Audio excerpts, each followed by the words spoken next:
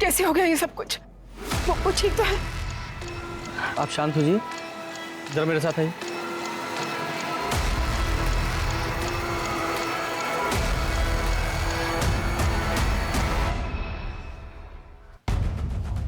ये मुकेश जी ने अपनी रिकॉर्डिंग में कहा है कि उनके पार्टनर्स सुरेश और नलिन, उन्होंने उन पर हमला किया है। हो सकता है बिजनेस से रिलेटेड कोई प्रॉब्लम हो। आप बता सकती हैं उनका बिजनेस में कोई प्रॉब्लम चल रहा था क्या? इंस्पेक्टर साहब, इन्होंने अपने बिजनेस के बारे में कभी मुझसे कुछ डिस्कस ही नहीं किया, और सच कहूं तो मैंने भी कभी उनसे पूछा नहीं। लेकिन ये सुरेश और नलिन, इनके साथ तो इनकी अच्छी पट्टी थी। जहां तक मैं जानती हूँ कोई प्रॉब्लम नहीं थी। कैसे कर सकते हो सर? डॉक्टर साहब, अब कैसे है वो? हम पूरी कोशिश कर रहे हैं। प्लीज सर, एक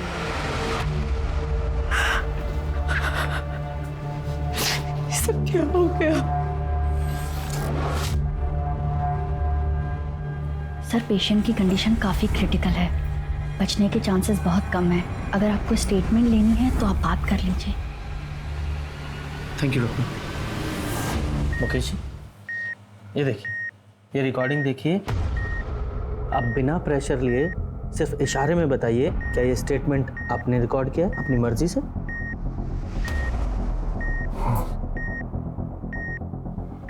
मतलब आपके पार्टनर्स सुरेश और नलिन, उन्होंने आप पर गोली चलाई? हाँ, मेरे पार्टनर ने गोली मारी और उन्हें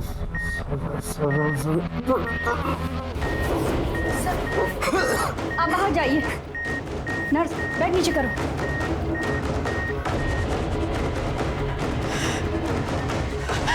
इंस्पेक्टर साहब, क्या हो रहा है? कैसे? देखिए, आप टेंशन मत लीजिए, ट्रीटमेंट चल रहा है, वो ठीक हो जाएगा। हाँ?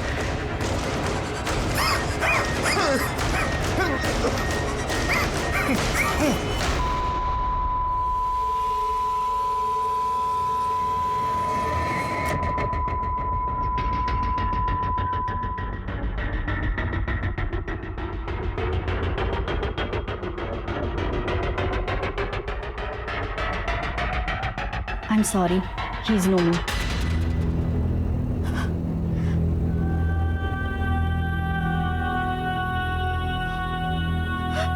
शर्मा, ये बॉडी का पोस्टमार्टम कराओ और सुरेश और नलिन दोनों को अरेस्ट करो तुरंत।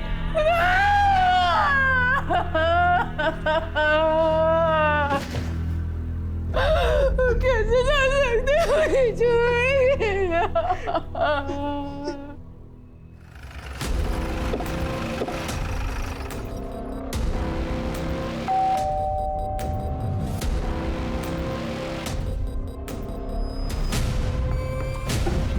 इतनी रात को कौन आया?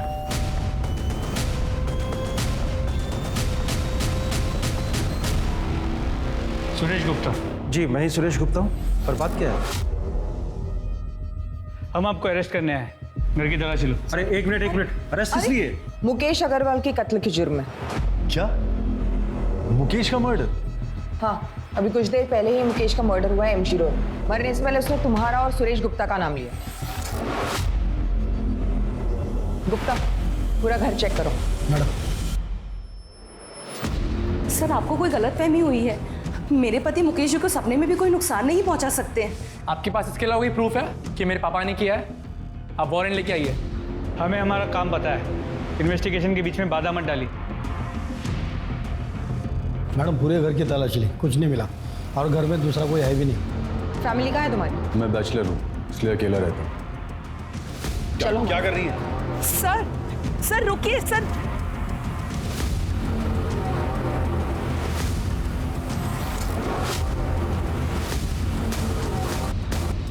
मुकेश का खून तूने किया ना? बोल बोल। मैंने बताया ना, मैंने किसी का खून नहीं किया। आवाज कम कर, झूठ बोल रहा है तू। वीडियो देखा ना तूने? मरता हुआ आदमी झूठ बोलता है क्या? हाँ? लेकिन सर, ये कैसे पॉसिबल है? कल रात को मैं अपने बीवी बच्चों के साथ बर्थडे पार्टी में था। मेरे कजन के बेटे की बर्थडे पार्टी थी रेस्टोरेंट में। हमारे अलावा वहां 30 लोग और भी शामिल थे। आप चाहे तो उन सबसे पूछ सकते हैं। मैंने कहा ना मैं वहां नहीं था। आवाज नीची करके बात कर। अरे मैडम, मैं कल शाम 8 बजे से सुपर स्पेशलिटी हॉस्पिटल में था। मेरे पापा को हार्ट अटैक हुआ है। मैं रात में 1 बजे निकला हूं वहां से और सीधा अपने घर आया हूं। मैंने अपने क्रेडिट कार्ड से हॉस्पिटल की पेमेंट की है, आप चाहें तो चेक कर सकते हैं। मुकेश ने कहा था कि कंपनी का 10 लाख रुपया तूने हड़पा है, उसका क्या? पैसे हड़पने का तो सवाल ही नहीं होता सर। पैसे मैंने नहीं बल्कि मुकेश ने लिए थे, वो भी पूरे 10 लाख रुपए, अपने दूसरे बिजनेस को बचाने के लिए। उसने कहा था कि वो 6 महीने में सारे पैसे लौटा देगा। इनफैक्ट उसने पोस्ट डेटेड चेक भी दिए थे और ये सारे पॉइंट उसने स्टैम्प पेपर में मेंशन किए थे। और तूने ऐसा क्या किया था मुकेश के साथ जो इससे भी बुरा था? सर मैंने कुछ नहीं किया है, इस बात की मैं कसम खा सकता हूँ। हम तीनों पिछले 15 साल से पार्टनर्स हैं और हमारे बीच में कभी झगड़ा तक नहीं हुआ है। इनफैक्ट हम तीनों तो हर सुख दुख में एक दूसरे के साथ कंधे से कंधा मिलाकर खड़े रहे हैं। ये एलीट बिल्डर हम पे दबाव बना रहे हैं कि ये कंपनी हम उन्हें सेल कर दें, तो तुम लोग अपने अपने शेयर निकाल लो। मुकेश, हम पार्टनर्स हैं, हम इकट्ठा मिलकर फाइट करेंगे। हाँ मुकेश, हमें कोई नहीं तोड़ सकता। जब तुम लोगों में इतना ही भाईचारा था तो मुकेश ने तुम दोनों पे इल्जाम क्यों लगाया? सर वो मुझे नहीं पता, हो सकता है कि किसी के दबाव में आकर उसने ये बात कही हो। किसके दबाव में? वो मुझे नहीं पता सर, लेकिन सबसे बड़ा प्रूफ ये है कि उस दिन हम दोनों एमजी रोड पर थे ही नहीं। सर सुरेश के बयान को वेरीफाई किया, वो सच कह रहा है। उस रात सच में वो बर्थडे पार्टी के लिए रेस्टोरेंट में गया हुआ था और रेस्टोरेंट के सीसीटीवी कैमरा में वो साफ नजर आ रहा है। रात के 1 बजे वो वहां से अपनी बीवी और बच्चे के साथ निकला था। तो सर चांस ही नहीं है कि रात 12 बजे वो एमजी रोड पे। सर परवेश और कार्तिक को लगभग 12 बजे के आसपास मुकेश एमजी रोड मिला था और उस वक्त नलिन सुपर स्पेशलिटी हॉस्पिटल में था, जहां पर उसने अपना क्रेडिट कार्ड यूज किया था बिल पे करने के लिए। हमने हॉस्पिटल और बैंक दोनों से वेरीफाई किया, इसलिए पॉसिबल ही नहीं है कि वो एमजी रोड गया। सर एक चांस ये है कि किसी कॉन्ट्रैक्ट किलर को यूज किया। हाँ, लेकिन मुकेश ने अपने बयान में साफ साफ सुरेश और नलिन का नाम लिया है कि उन दोनों ने उस पर गोली चलाई है, किसी और ने नहीं। और दोनों के पास बाइक भी है। लेकिन अभी तुम दोनों ने कंफर्म किया कि वो दोनों वहां थे ही नहीं। सर हो सकता है ये मुकेश झूठ बोल रहा हो। हाँ, लेकिन एक मरता हुआ आदमी झूठ क्यों बोलेगा? एक काम करो, ये परवेश और कार्तिक, इन दोनों की डिटेल्स निकालो और ये मुकेश की फैमिली के बारे में पता करो। आपस में इनमें कोई प्रॉब्लम चल रही थी क्या? मुकेश के पेरेंट्स तो 10 साल पहले ही गुजर गए थे और मुकेश अपने पेरेंट्स के इकलौते थे। कल रात तुम कहाँ थे? सर मैं अपने कमरे में मूवी देख रहा था और फिर राहुल, राहुल, तेरे पापा को गोली लग गई है। क्या? हाँ, हॉस्पिटल से फोन आया, चल जल्दी से। मैं तो बस किचन का काम खत्म करके सोने ही जा रही थी। अचानक कार्तिक का फोन आया कि हॉस्पिटल आ जाओ। मेरी तो कुछ समझ में ही नहीं आया। मुकेश तो डिनर करके बाहर वॉक करने गए थे। सुरेश और नलिन को कैसे पता चला कि मुकेश रात को डिनर के बाद बाहर वॉक करने जाने वाले? तो आपको भी लगता है कि सुरेश और नलिन ने मुकेश को मारा है? आपको नहीं लगता इंस्पेक्टर? I mean, मुकेश ने अगर कहा है तो सच ही कहा होगा ना। वो झूठ क्यों बोलेंगे?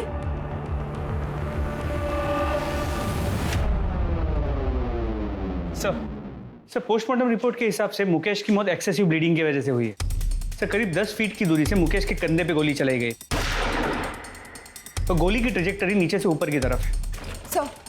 सर हमने सुरेश और नलिन की स्टोरी वेरीफाई की और दोनों के कॉल रिकॉर्ड्स भी चेक किए। कॉल रिकॉर्ड्स में किसी हिस्ट्री शीटर या कॉन्ट्रैक्ट किलर का कनेक्शन नहीं निकला। सर शूटिंग का कोई आई विटनेस भी नहीं है और ना ही कोई सीसीटीवी कैमरा उस एरिया में है। रुको, आप ऐसे अंदर नहीं जा सकते। देखिए, मैं 2 मिनट ही बात करना चाहती हूँ, प्लीज। इंस्पेक्टर साहब, मुझे पहचाना ना आपने? मुकेश की वाइफ। हाँ बोलिए। सर मैंने सुना है कि आप नलिन और सुरेश को छोड़ रहे हैं, क्या ये बात सच है? हेलो। हाँ, छोड़ना ही पड़ेगा ना, क्योंकि मुकेश जी का स्टेटमेंट हमारी इन्वेस्टिगेशन के फैक्ट से मैच नहीं करता और उन दोनों के खिलाफ हमारे पास कोई पुख्ता सबूत नहीं है, इसलिए हम उन्हें ज्यादा दिन कस्टडी में नहीं रख सकते। लेकिन सर आप भी जानते हैं, खून हुआ है मेरे पति का। कुछ भी कीजिए, हाथ छोड़ रही हूँ आपके आगे। जिसने भी मेरे पति को मारा वो को मुझे इंसाफ चाहिए।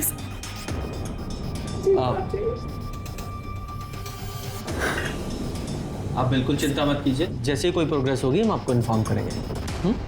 Thank you. सर इस परवेश के बारे में एक इंपॉर्टेंट इन्फॉर्मेशन मिली। ये परवेश ट्रिनिटी बिल्डर्स का मेन लॉयर हुआ करता था 1 साल पहले तक, लेकिन किसी बात को लेकर मुकेश ने उसे कंपनी से निकाल दिया। पर ये बात इस परवेश ने हमसे क्यों छुपाई कि वो मुकेश अग्रवाल को जानता था? सर आप जो कह रहे हो बिल्कुल ठीक है, पर पता नहीं उस दिन मेरे दिमाग से कैसे निकल गया कि मैं आपको बताता कि मैं मुकेश जी को जानता था। अरे ऐसे कैसे दिमाग से निकल गया? आप खुद एक लॉयर है ना, आपको कम से कम हमसे नहीं छुपाना चाहिए था, हमसे तो सच्चाई बताते हैं। जी बिल्कुल सही, पर मैं ये भी समझ सकता हूँ कि आपको इसकी वजह से मुझ पर शक भी होगा, पर आपका ये शक बेबुनियाद है। उस रात मैं और मेरा बेटा कार्तिक मेरे क्लाइंट के यहाँ शादी अटेंड करके घर वापस लौट रहे थे पवन बाग से। वहाँ से मेरे घर की दूरी करीबन 10 मिनट की थी, मगर लौटते वक्त एक ट्रक की वजह से पूरा रास्ता जाम था, तो हमने बीच का रास्ता लिया। तो हमें करीबन 15 मिनट लगे, और वही रास्ते पर हमें मुकेश जी पड़े मिले। और सर मेरे पास वो वेडिंग इनविटेशन कार्ड भी है, ये देखिए सर। सर आप गनीमत समझिए कि हमने ये वीडियो रिकॉर्ड कर ली, वरना आपको तो हम पर शक होता। अच्छा एक बात बताइए, मुकेश ने आपको अपने कंपनी से क्यों निकाला था?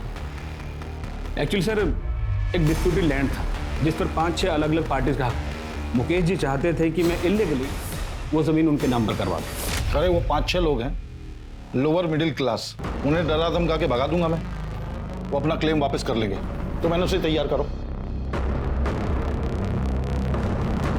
नहीं मुकेश, ये सब इलीगल है, नहीं करूँगा। तो आज के बाद तुम्हारी जरूरत भी नहीं है मुझे, तुम जा सकते हो। सर मुकेश जी ने अपने छोटे से लालच की वजह से 10 साल पुराना रिश्ता 1 मिनट में तोड़ दिया, तो मैंने भी कंपनी छोड़ दी और कभी पलट कर नहीं देखा। सर अगर मुझे ही बदला लेना होता तो मैं इतना लंबा इंतजार क्यों कर, बताइए आप। सर परवेश ने जो कहानी बताई थी वो करेक्ट है। वो लोग उस रात सच में शादी में गए हुए, शादी के वीडियो फुटेज में वो लोग साफ नजर आ रहे हैं। और सर उस रात हाईवे पे सच में ट्रैफिक जैम था जैसे परवेश ने बताया था, इसीलिए उन्होंने अंदर का रास्ता लिया। सर हमने सुरेश और नलिन की स्टोरी वेरीफाई की, सब सच बोल रहे। 6 महीने की इन्वेस्टिगेशन और सभी संदिग्धों पर नजर रखने के बाद भी जब पुलिस के हाथ कुछ नहीं लगा तो पुलिस ने इस केस को बंद कर दिया। पर नियति को कुछ और ही मंजूर था। मुकेश की केस फाइल बंद करने के 6 महीने बाद, यानी कि मुकेश के मर्डर के 1 साल बाद कुछ ऐसा हुआ जिसने ठंडे बस्ते में पड़े मुकेश मर्डर की केस को रीओपन करा दिया।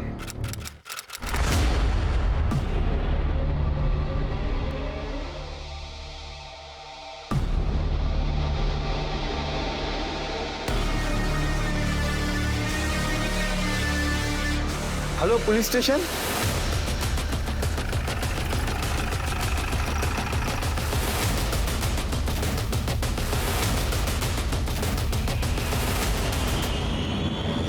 पूजा चेक करो सर। जरा आसपास चेक करो।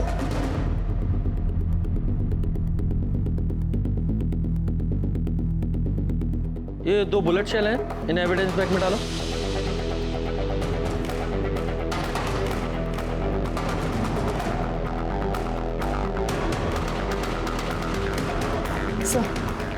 सर एंट्री वोल से लगता है कि क्लोज रेंज से 2 बुलेट चलाई गई। और सर शायद इस लड़की की कल या आज मौत हुई है। सर कपड़े देख के लगता है इसके साथ कोई सेक्स या रेप का साइन तो नहीं है। और सर लड़की के पास से ऐसा कुछ नहीं मिला है जिससे इसकी शिनाख्त हो सके। सर जिस आदमी ने हमें बताया था उसने कहा था कि वो एक सेल्समैन है, यहाँ कहीं डिलीवरी के लिए जा रहा था। उसकी बॉडी देख के मैं अपडेट किया था उसको। बंगला किसका है? सर ये तो नहीं पता चल पाया है कि जगह काफ़ी सुनसान है। यहाँ से सबसे नज़दीक जो घर है वो भी 500 मीटर दूर है, और वो भी बंद। आसपास की बस्ती में जरा पता करो ये बंगला किसका है। सर ये मोबाइल मिला है, दीवार के पास पड़ा था। हो सकता है ये मोबाइल इस लड़की का हो। इस मोबाइल को लैब में भेजो और अनलॉक कराओ। बॉडी को पोस्टमार्टम के लिए भेजो। सर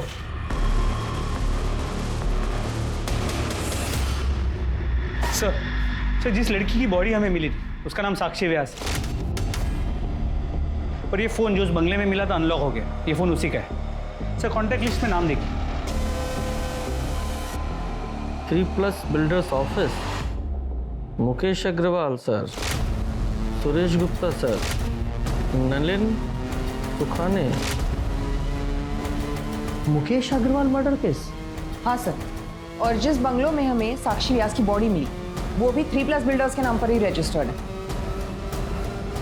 इन दोनों पार्टनर से फिर से मुलाकात करनी पड़ेगी। जी हाँ, हम साक्षी को जानते हैं, हमारे यहाँ अकाउंट डिपार्टमेंट में काम करती है। मर्डर हुआ है उसका, वो भी आपकी कंपनी के बंगले में। क्या मर्डर हो गया? जी, लेकिन कल तो वो ऑफिस आई थी, आज नहीं आई, तो हमें लगा कि शायद अपनी माँ की देखभाल के लिए छुट्टी ले ली होगी। साक्षी की माँ नूतन बीमार रहती है, वो अपने बिस्तर से उठ तक नहीं सकती है। अच्छा एक बात बताइए, उसे कोई परेशान वगैरह तो नहीं कर रहा था? नहीं। उसका कोई अफेयर वगैरह? नहीं ऑफिसर, ऑफिस में तो ऐसा कुछ नहीं था। और वो बाहर क्या करती है वो हमें नहीं पता, लेकिन हाँ व्यवहार में अच्छी थी और काम भी अच्छा करती थी। उसके घर का एड्रेस दीजिए, और हाँ आपके स्टाफ से पूछताछ कर लें। हाँ श्योर। साक्षी ने अपने पर्सनल लाइफ के बारे में कभी आपसे कोई बात की है? नहीं सर, वो अपने आप में रहती थी, कभी किसी से ज़्यादा घुलती मिलती नहीं थी। साक्षी के बारे में हम ज़्यादा कुछ नहीं जानते सर।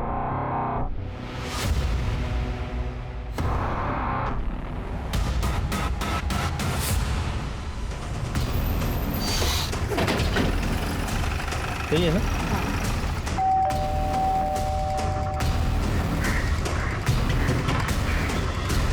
क्या हुआ सर?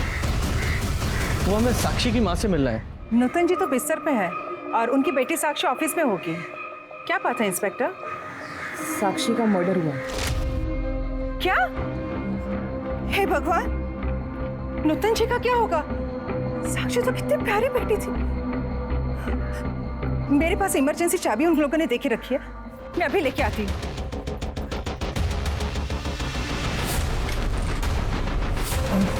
सर ऊपर प्लीज।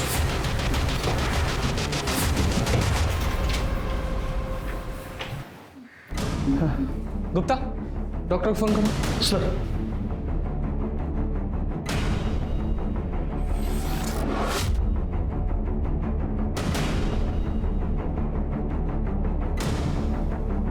पूजा, जरा आस पड़ोस में साक्षी के बारे में पता करो। सर आप आइए।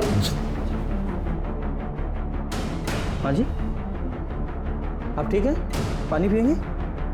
भगवान साक्षी जैसी बेटी सबको दे। इतना साल से उसकी माँ बीमार रहती थी कि 3 साल पहले उन्होंने बिस्तर ही पकड़ ली, पर साक्षी, उसने कभी हिम्मत नहीं हारी। मैंने तो साक्षी से कहा भी था कि अपनी माँ को ओल्ड एज होम में शिफ्ट कर दी। माँ की सेवा मेरे जैसे और कौन करेगा रंजना आंटी? और जब तक मैं हूँ, मैं किसी और से माँ की सेवा क्यों करवाऊँ? क्या साक्षी को कोई परेशान करता था, या फिर किसी से लड़ाई हुई हो, या फिर उसका कोई अफेयर वगैरह? नहीं नहीं मैडम, हमारा मोहल्ला तो बहुत सेफ है और साक्षी को नूतन जी की सेवा और उसकी नौकरी में से फुर्सत ही कहाँ मिलती थी जो वो कोई अफेयर करे। तो इसका मतलब ये साक्षी एक आइडियल बेटी थी, एक अच्छी पड़ोसी भी थी।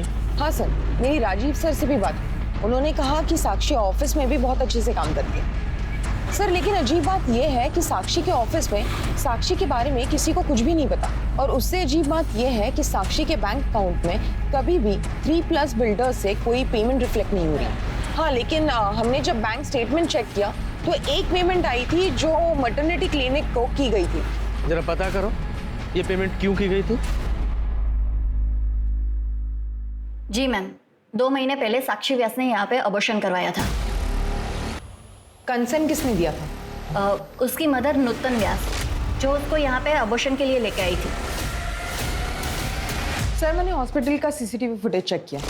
जो औरत साक्षी के साथ अबॉर्शन के लिए गई थी वो 3+ बिल्डर्स के ऑफिस की एक एम्प्लॉई है, उसका नाम ज्योति है।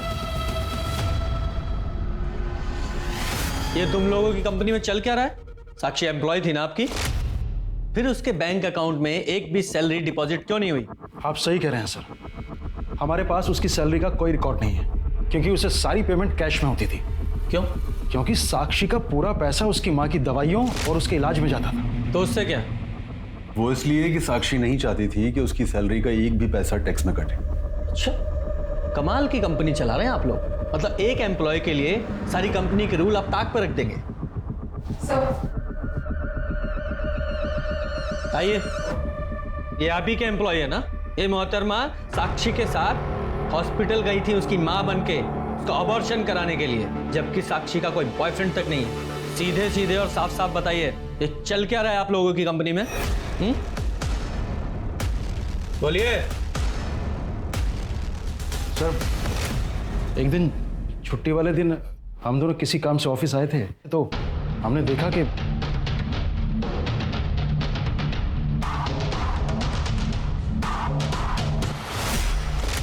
मुकेश ने हमें बताया था कि उसका साक्षी के साथ अफेयर है। इसलिए साक्षी ने जब कैश पेमेंट की बात की तो हम दोनों मना नहीं कर पाए। सर, हम सच बोल रहे हैं, हम दोनों आपसे कुछ नहीं छिपा रहे। ये मुकेश मर्डर केस की इन्वेस्टिगेशन के दौरान ये एंगल तब सामने नहीं आया था। सर, साक्षी की पोस्टमार्टम रिपोर्ट के हिसाब से उसकी मौत 4 मार्च को 4 से 6 बजे के बीच हुई और सर 2 बुलेट्स फायर की गए थे, जिसकी वजह से उसके इंटरनल ऑर्गन डैमेज हुए और उसकी मौत हुई। और सर, बैलिस्टिक रिपोर्ट के हिसाब से जिस गन से साक्षी को मारा गया था उसी गन का इस्तेमाल हुआ था मुकेश को मारने के लिए भी।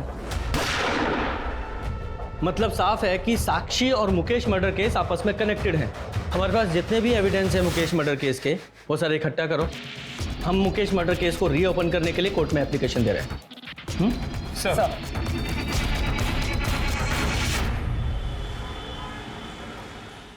सर, कोर्ट ने मुकेश अग्रवाल मर्डर केस को रीओपन करने की मंजूरी दे दी है। Very good. शुरू से शुरू करते हैं। सबसे पहले मुकेश अग्रवाल के घर चलते हैं।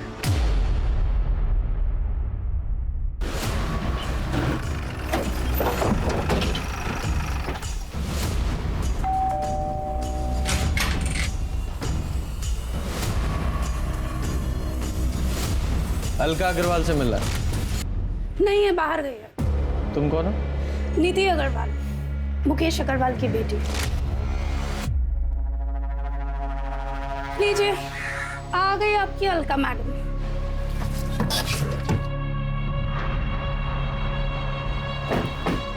आइए, आप ही का इंतजार था। देखिए ना, आपसे मिलने कौन आया। क्या पता भगवान की इच्छा रही तो आज आपको साथ में ले जाओ। नीति, अपने कमरे में जाओ। हाँ, वैसे भी तुम्हारी शक्ल देखने से तो अच्छा है कि मैं अपने रूम में ही बैठूं।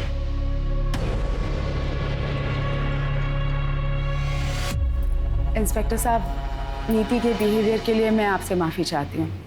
नीति मुकेश और मुकेश की पहली पत्नी प्रेरणा की बेटी है। मुकेश ने प्रेरणा को 6 साल पहले डिवोर्स देके मुझसे शादी कर ली थी, इसीलिए नीति थोड़ा चिढ़ती है मेरे से।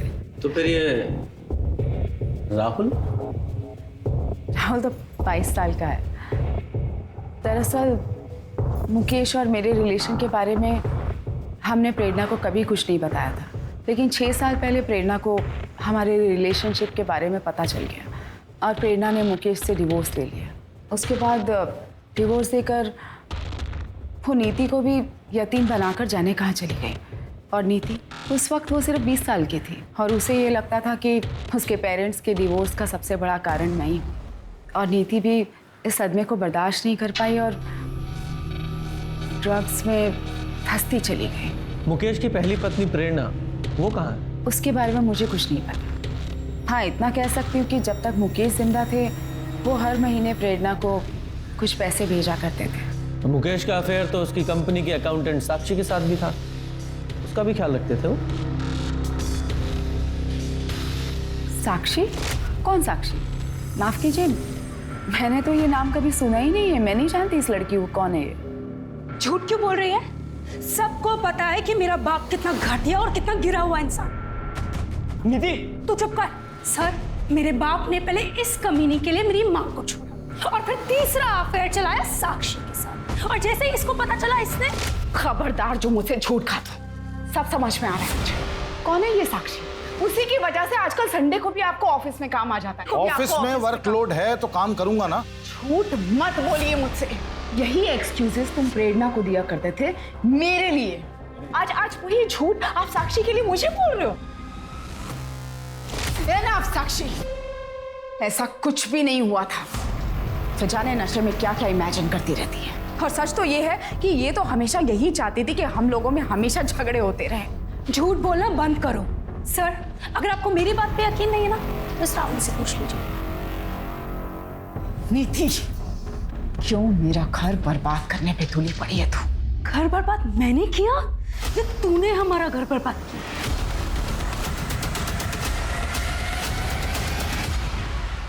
सर मानना पड़ेगा, बड़ी अजीब फैमिली है। शर्मा, इस राहुल और इसकी मालका दोनों पे नजर रखो, और साथ ही इस नीति पर भी, क्योंकि हो सकता है इस नीति ने नफरत, लालच या फिर नशे में ये सब किया हो। इस नीति की CDR, लोकेशन और कॉन्टैक्ट डिटेल्स निकालो, जरा पता करो ये नीति मुकेश के मर्डर वाली रात को कहाँ थी, क्योंकि हो सकता है कि ये नीति और उसकी माँ प्रेरणा ने मिलकर ही मुकेश को मारा हो। इस प्रेरणा से भी मिलना पड़ेगा। साहब, नीति मेरे करीब कभी थी ही नहीं। उसे बिल्कुल पसंद नहीं था कि उसे कोई रोके टोके या उसे ये बताए कि उसे क्या करना है क्या नहीं करना है। यहाँ तक कि उसकी माँ भी नहीं, यानी कि मैं।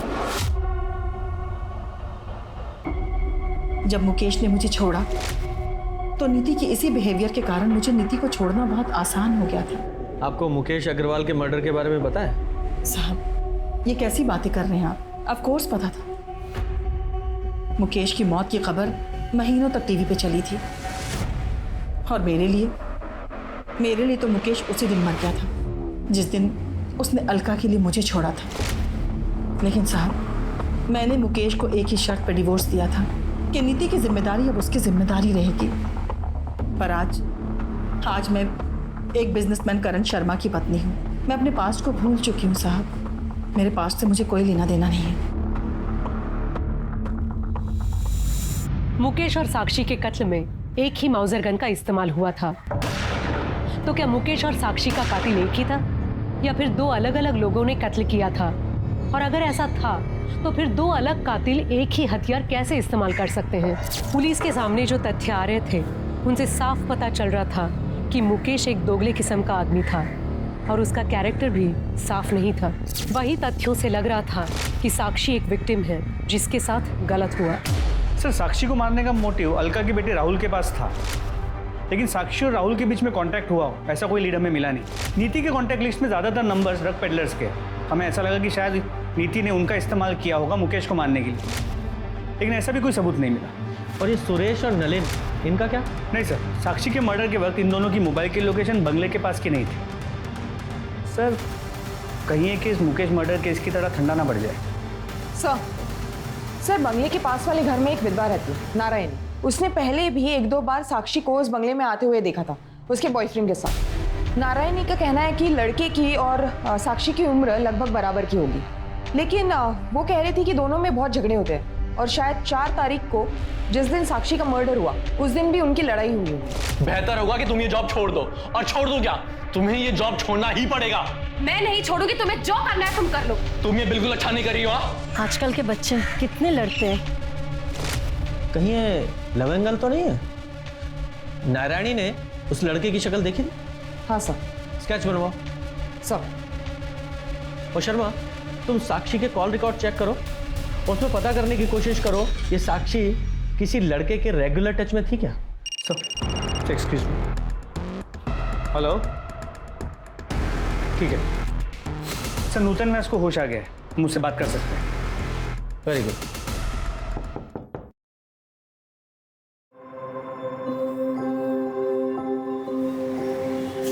नमस्ते सर, आप लोग? साक्षी कहाँ है? साक्षी ने हमें यहाँ भेजा है। उसने कहा है कि आप घर चलिए, मैं आती हूँ, तब तक आपसे बातें करते हैं। साक्षी के बारे में कुछ बताइए ना। साक्षी तो लगता ही नहीं मेरी बेटी है। उसने माँ की तरह मेरा ख्याल रखा।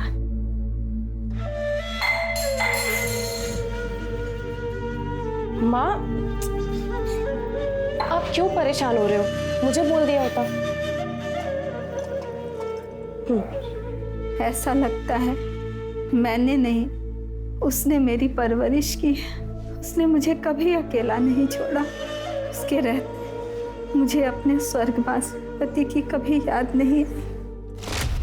बहुत ही खुश मिजाज, जिंदा दिल और हंसमुख है मेरी बेटी, लेकिन उन दोनों कमीनों ने मेरी बेटी की जिंदगी बर्बाद कर दी। किन्होंने? उसके मालिक मुकेश और सुरेश ने मेरी फूल सी बच्ची के साथ जो किया, भगवान करे मेरी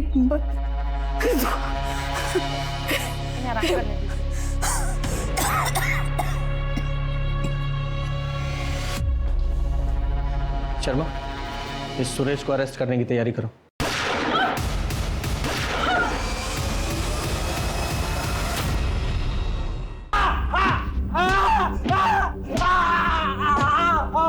बोल, साक्षी को क्यों मारा? नहीं मारा मैंने साक्षी को।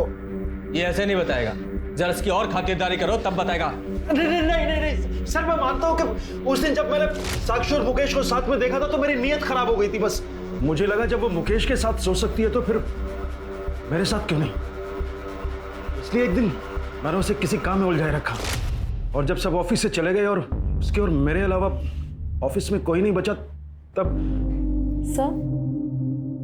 सर ये मैंने आउटस्टैंडिंग अमाउंट की डिटेल्स मेल कर दी। सर मैं निकलती हूँ। अरे रुको, इतनी जल्दी क्या जाने की?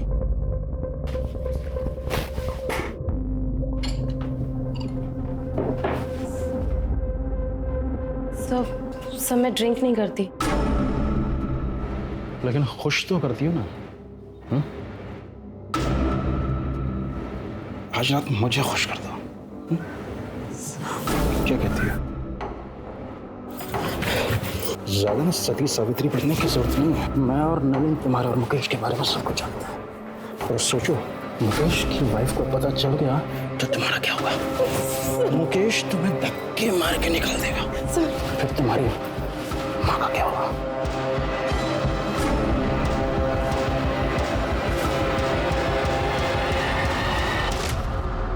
सर मैं मानता हूं कि मैंने साक्षी का कई बार फायदा उठाया है, लेकिन मैंने उसे नहीं मारा है सर।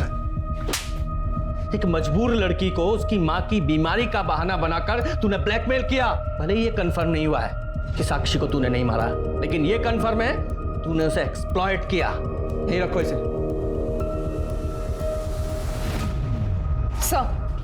सर नारायणी के हिसाब से यही वो लड़का है जो साक्षी के साथ उस बंगले में आता था। ऐसा लग रहा है देखा है मैंने इसे, पर फिलहाल पहचान में नहीं आ रहा है। कहाँ देखा था? साक्षी के सीडीआर को चेक किया।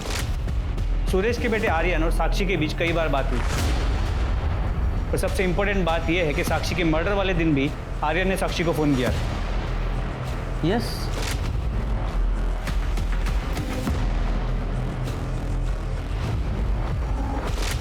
ये आर्यन है। शर्मा ये देखो इसका हेयर स्टाइल। आर्यन ही वो लड़का है जो साक्षी से मिलने वो कंपनी के बंगले में जाता था।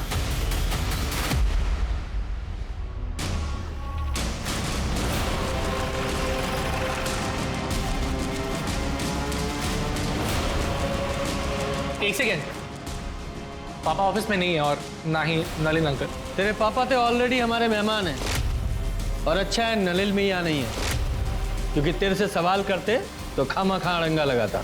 क्या? मुझसे सवाल? क्यों? केबिन में बात करें? केबिन में क्यों? यहीं कीजिए, सबके सामने। ठीक है, अगर तुझे प्रॉब्लम नहीं है तो यही पूछ रहे थे। साक्षी को तू कितनी अच्छी तरह से जानता था? साक्षी मैं नहीं जानता था। झूठ बोलता है। इस कंपनी में एम्प्लॉय थी वो और बोलता है नहीं जानता।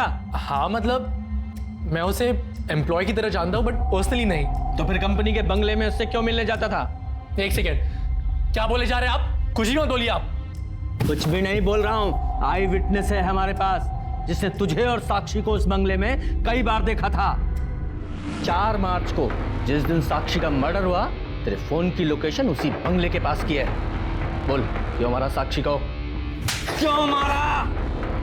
बताओ, यहीं हड्डियां तोड़ूंगा मैं तेरी, वो भी सबके सामने। बोल। और क्या करता मैं सर? मैंने उस साक्षी को कितनी बार वार्न किया, उससे भीख तक मांगी कि वो मेरे पापा से नहीं मिले, पर वो मेरी एक नहीं सुनती थी। मेरी माँ उसकी वजह से कितना परेशान हो रही थी। नहीं, कहाँ था मतलब? ऑफिस में तो नहीं थे। सारे दिन ऑफिस में रहता हूँ क्या? बाहर मीटिंग्स भी होती हैं।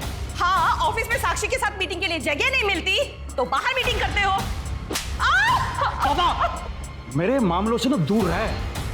वरना क्या? हाँ बोलो, वरना क्या? अरे बात तो पूरी करके जाओ, वरना क्या? ये हमारी घर की हर रोज की कहानी हो गई थी सर, तो हमने सोचा कि हम ही इस झगड़े को सुलझा देते हैं। तो हमने साक्षी को कंपनी के बंगलों में बात करने के लिए बुलाया। लेकिन मेरी इसमें कोई गलती नहीं है, तुम्हें अपने पापा से बात करनी चाहिए। मैं बेवकूफ नहीं हूँ। ये घटिया काम करिए, तुम अमीर बनना चाहती हो ना, मैं तुम्हें मेरी फैमिली बर्बाद नहीं करने दूंगा। बेहतर होगा कि तुम ये जॉब छोड़ दो। और छोड़ दो क्या, तुम्हें ये जॉब छोड़ना ही पड़ेगा। मैं नहीं छोड़ूंगी, तुम्हें जो करना है तुम कर लो। तुम ये बिल्कुल अच्छा नहीं कर रही हो। लेकिन मेरे लिए यही अच्छा है। मैं तुम्हें तुम्हारी माँ की इलाज के लिए पैसे दे दूंगा, लेकिन तुम बस मेरे पापा का पीछा छोड़ दो बस।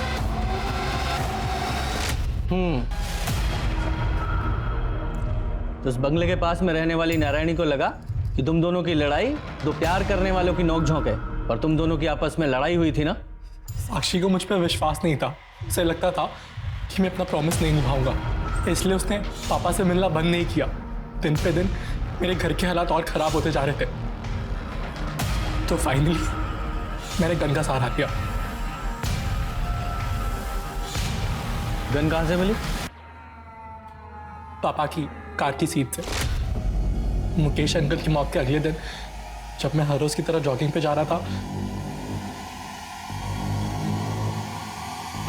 पापा बहुत गुस्सा होते अगर उन्हें मालूम पड़ता कि मैंने उनकी गन छुई है।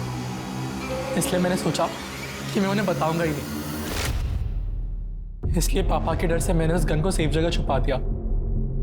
लेकिन सर स्ट्रेंजली पापा ने कभी उस बारे में जिक्र ही नहीं किया।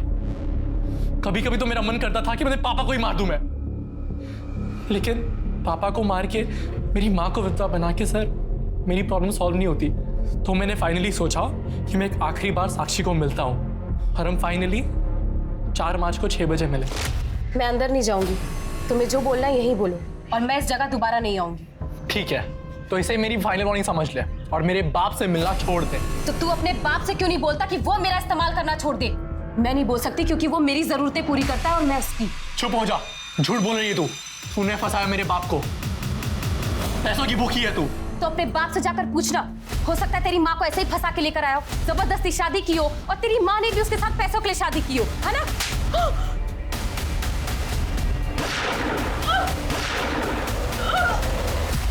उसे मार दिया, उसका खून बह रहा था।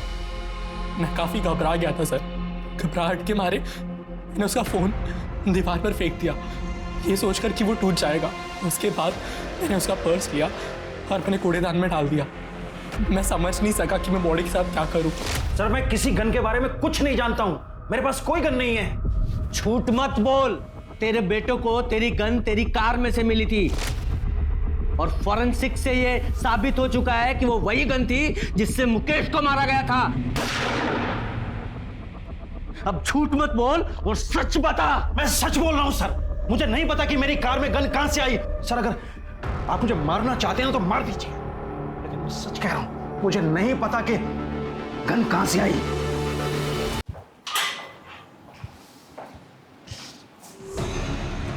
शर्मा, कहीं ये सुरेश सच तो नहीं बोल रहा है? कोई सचमुच में ही सुरेश को मुकेश के मर्डर में फंसाने की कोशिश कर रहा हो?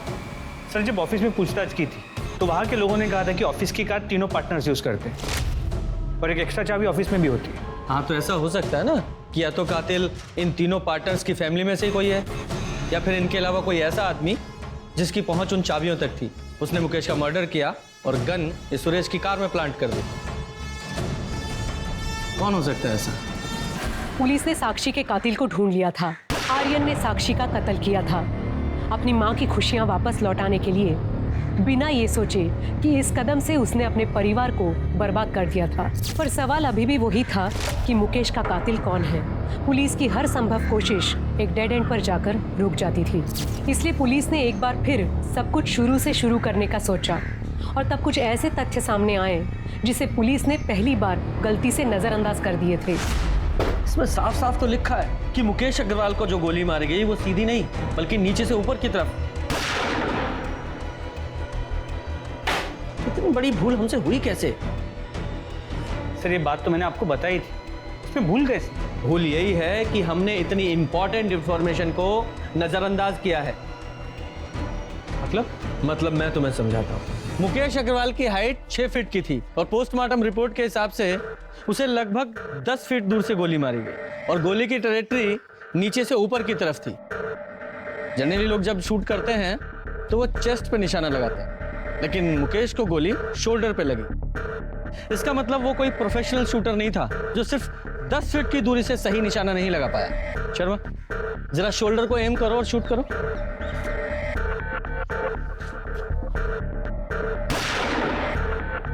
Very good. गुप्ता, अब तुम वहां जाओ और शोल्डर को एम करके शूट करो। सर।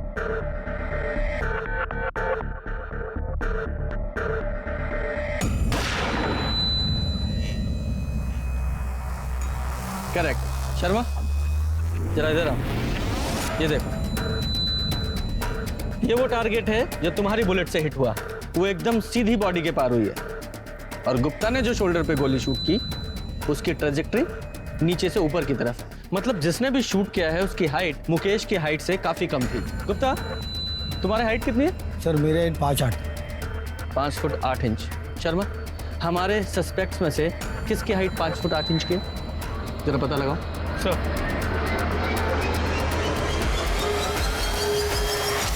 मुकेश मर्डर केस के सारे सस्पेक्ट, सुरेश, उसकी पत्नी काजल, का बेटा आर्यन, मुकेश की पहली पत्नी प्रेरणा, उसकी बेटी नीति, मुकेश की पत्नी अलका और वो लॉयर परवेश और उसका बेटा कार्तिक, किसी की भी हाइट मुकेश की हाइट से या तो ज्यादा है या उसके बराबर है या बहुत कम है। किसी की भी हाइट परफेक्ट 5 फुट 8 इंच नहीं है, वो सिर्फ तेरी है। बता, क्यों मारा अपने फादर को? मैंने अपने पापा को नहीं मारा। तो रो क्यों रहा है? उन्हें नहीं मारना था, उन्हें तो बस एक गोली में घायल करना था। मतलब गोली तू नहीं चलाई? ये सब पापा का ही आइडिया था। मैं आप पे गोली कैसे चला सकता हूँ? मुझे मारना नहीं है, सिर्फ घायल करना है, ताकि मैं ये इल्जाम उन सुरेश और नलिन पे लगा सकूं। उन दोनों ने मेरी जिंदगी मुश्किल कर रखी ऑफिस में। एक बार वो दोनों अरेस्ट हो गए ना, पूरी कंपनी हमारी होगी। जिंदगी में इससे बड़ी सिक्योरिटी और क्या होगी? पर साक्षी का क्या? आप उसे छोड़ दोगे ना? हाँ, छोड़ दूंगा उसे। प्रॉमिस? हाँ। पापा ने पूरा प्लान तैयार कर लिया था। मेरे पास सुरेश अंकल के कार की डुप्लीकेट चाबी भी थी और मैं वहां चला गया जहां पापा ने मर्डर का प्लान किया था। ये जगह मैंने इसलिए चुनी है कि यहाँ आधी रात को भी ट्रैफिक होता है। हर 5-6 मिनट में कोई ना कोई कार पास होती है। सिटी हॉस्पिटल सिर्फ यहाँ से 10 मिनट की दूरी पे है और सबसे बड़ी बात, सुरेश का घर यहाँ से सिर्फ 3 किलोमीटर दूर है। पापा, मुझे डर लग रहा है बहुत। कर पाऊंगा क्या? नहीं बेटा, मुझे पूरा भरोसा है, तुम कर लो।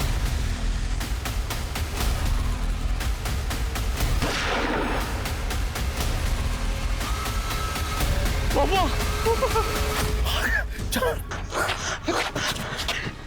पापा ने जैसा सोचा था वैसा नहीं हुआ। बजाय 5-6 मिनट के पहली कार 15 मिनट के बाद आई। पापा दर्द और तकलीफ में थे। उन्होंने मुझे मना किया था कि मैं उनकी मदद ना करूं।